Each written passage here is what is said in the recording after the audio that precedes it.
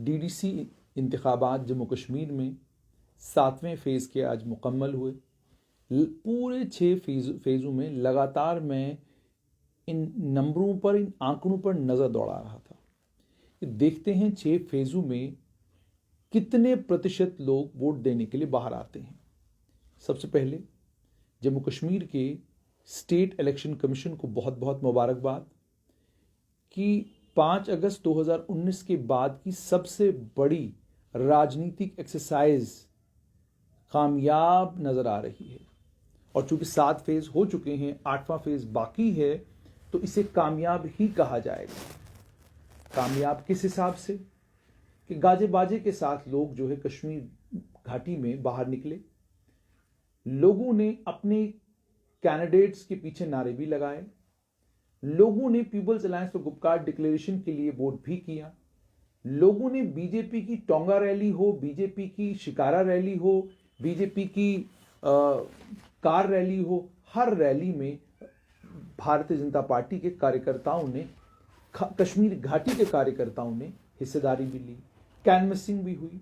ये इल्जामात भी लगे कि भारतीय जनता पार्टी के कैंडिडेट्स को सिक्योरिटी कवर मिल रहा है, उनको हर तरह की सहूलत दी जा रही है, जबकि people's alliance for Gupkar declaration के कैंडिडेट्स को, उनके नेताओं को लोगों के बीच में न जाने दिया जा रहा है, ना ही उनको कैनवसिंग करने का पूरा मौका दिया जा रहा है। लेकिन उसके बावजूद हमने ये भी दृश्य देखे, कश्मीर घाटी में कहीं अगर सरपंच का कोई चुनाव था, उस चुनाव में अगर नेशनल कॉन्फ्रेंस से जुड़ा हुआ कोई सरपंच जीत गया तो ढोल धमाके वहां पर हो गए, लोगों ने बड़ी खुशियां मनाई। बानीहाल, डोडा, रामबन, रजौरी, पुंछ, सांबा, कठुआ, हर तरफ आपको इस वक्त डीडीसी चुनाव की गूंज सुनाई दे रही है। नौजवान डीडीसी के चुनाव में उतर आए हैं। सबसे खुशाइन बात यह है कि इन डीडीसी के चुनाव में बड़े बड़े दिग्गज जो हैं अलग अलग राजनीतिक पार्टियों के, वो भी उतर आए। और इन्हीं चुनावों के बीच में एक बुरी खबर भी आई कि नेशनल कॉन्फ्रेंस के प्रोविंशियल प्रधान देवेंद्र सिंह राणा जो है वो कोविड पॉजिटिव हो गए। उनके कोविड पॉजिटिव होने के बाद उन्हें जो है वो इस वक्त ज़ेरे इलाज हैं, ठीक हैं, बिल्कुल सेहतमंद हैं, तंदुरुस्त हैं, जल्द वापस जो है इस फील्ड में आने वाले हैं। लेकिन नगरोटा कॉन्स्टिट्यूंसी में उनकी राजनीतिक जो साख्त है वो दाव पर लगी हुई है। तो सबसे मज़ेदार बात ये कि 5 अगस्त 2019 के बाद बहुत सारे राजनीतिक जो है राजनीति पर, जम्मू कश्मीर की राजनीति पर नज़र रखने वाले और ख़ासकर कश्मीर की राजनीति पर नज़र रखने वाले लोगों ने बहुत सारी बड़ी बड़ी बातें कह दी थी।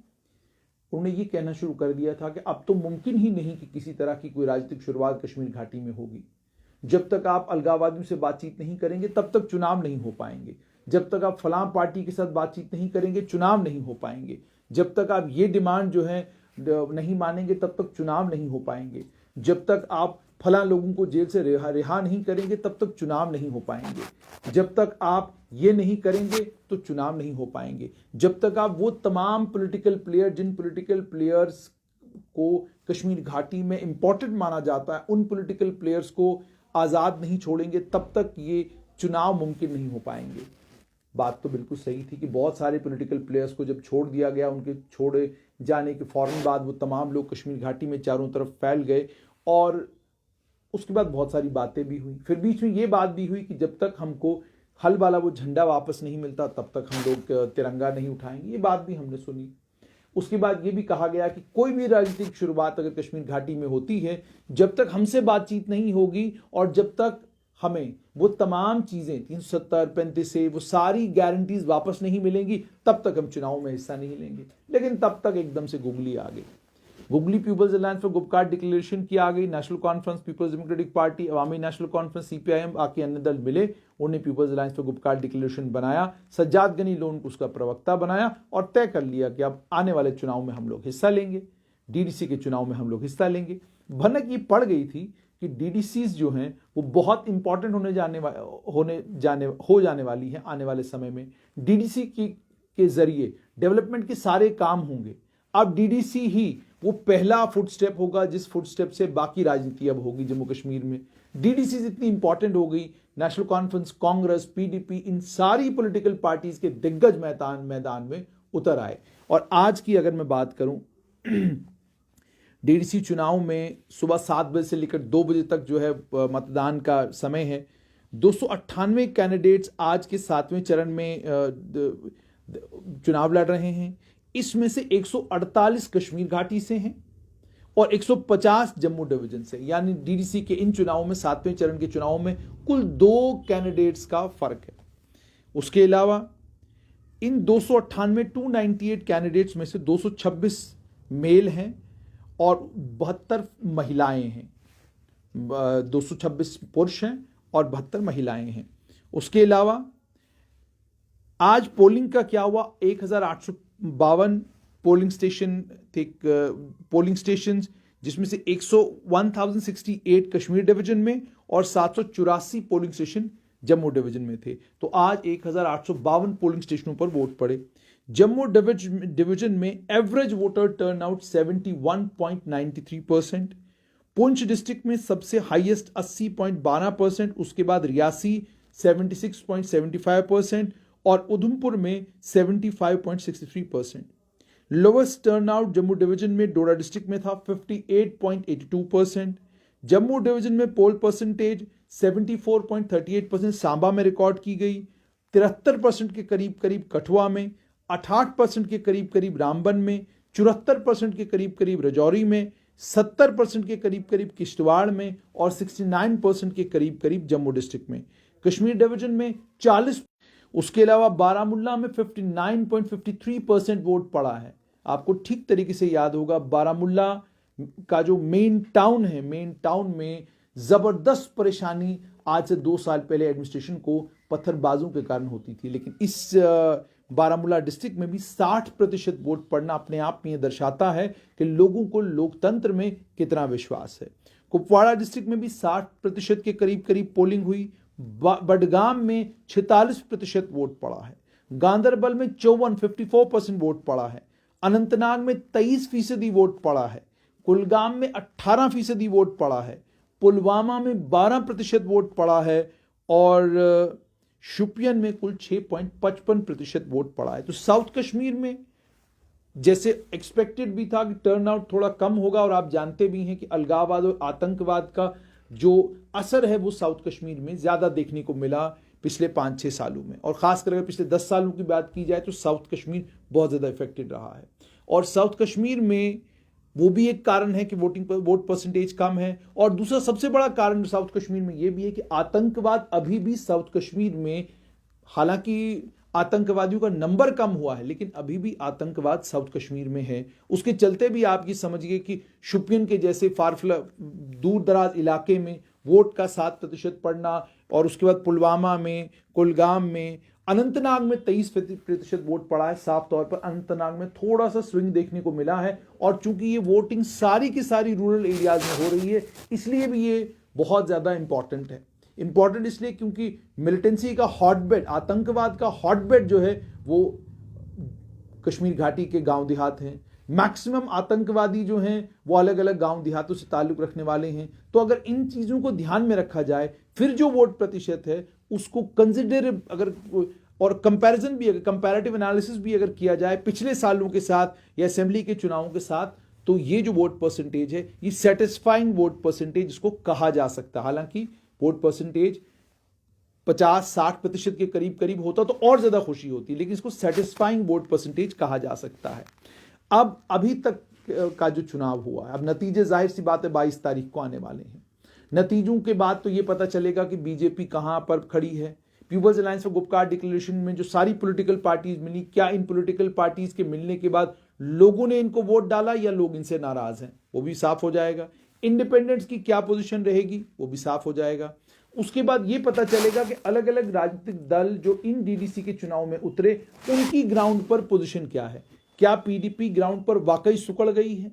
क्या नेशनल कॉन्फ्रेंस का जो कैडर इंटैक्ट है वाकई इंटैक्ट है? क्या वाकई लोगों ने उनको वोट डाला है? ठीक है, पीपल्स कॉन्फ्रेंस का जो नॉर्थ कश्मीर में असर है, क्या वो असर आज भी है या नहीं है? या अब लोग सज्जाद लोन को क्रेडिबल नहीं मानते, या वाकई लोग ये मानते हैं कि सज्जाद लोन भारतीय जनता पार्टी के साथ मिले हुए हैं, और जैसे कहा जाता है कि जो बीजेपी के साथ कश्मीर में है, कश्मीर के लोग उसको वोट नहीं डालेंगे। तो इसमें कितनी हकीकत है वो पीपल्स कॉन्फ्रेंस की परफॉर्मेंस से पता चलेगा।